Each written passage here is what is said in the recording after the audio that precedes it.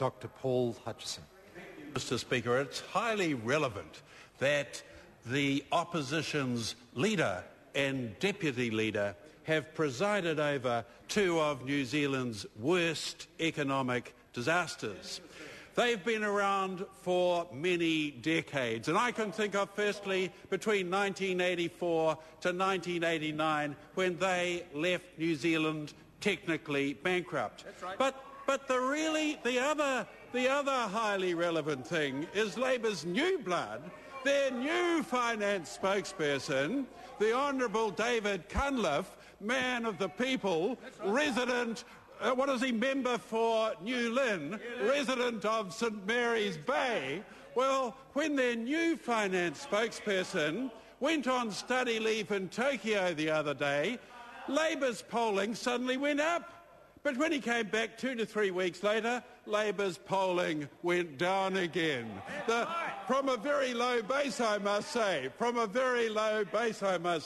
And this just absolutely points out what a bad situation Labour is in.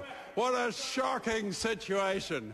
Firstly, we have the leader and the deputy leader having presided over New Zealand's worst economic disasters. Then we have the brand new blood, and he goes out of the country. Labour makes a bit of a recovery, but no, they go straight back. They rebound back into the depths of despair, which is their true place. But, Mr. Speaker, it is important to remember back to that absolute disaster of 84 to 89 when Phil Goff and the Honourable Annette King were there, because New Zealand was technically bankrupt at the end of it. Interest rates were up to a massive whopping 22%. Farmers had to leave their farms at the end of Labour's legacy. Inflation was up to 6 or 7%, and unemployment was generally 11%. For Māori it was 22%, and for Pacific Islanders 33%. Now I can see Mr Nash saying over there that was wrong. He's forgotten just how bad Labour's legacy was back there in the 80s. But then let's have a look what happened between 2008 and 2009, because in many respects it's just about as bad. This was a possible golden era for New Zealand, but the Labour government blew it.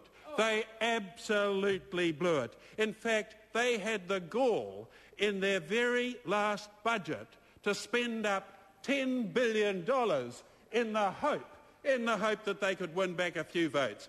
They left the cupboard bare. They had the gall, knowing that there was an economic recession on its way, to absolutely leave New Zealand's cupboard bare. But let's have a look at some of the figures. Let's have a look at them. Falling economic growth, minus 0.2% annual GDP growth, down. That was in 08-09, the December year, down from 3.2%. But it's worse than that. When Labour came into power in 1999, economic growth in the last quarter of the national government was 4.6%. It rocketed the wrong way, down to minus 2% at the end of 9 long years of Labour.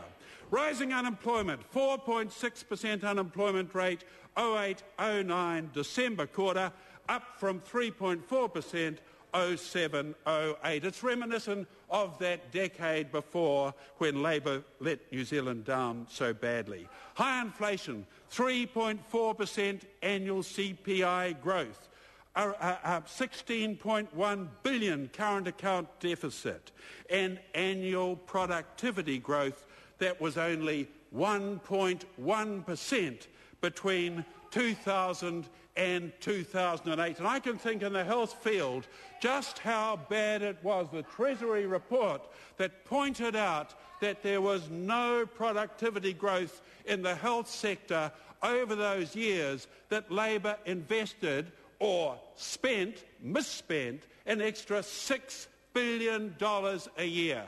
They invested $6 billion a year for no extra elective surgery, and yet in the last year, National is proud to announce 11,800 new elective procedures per year. It's been a magnificent time for this national government.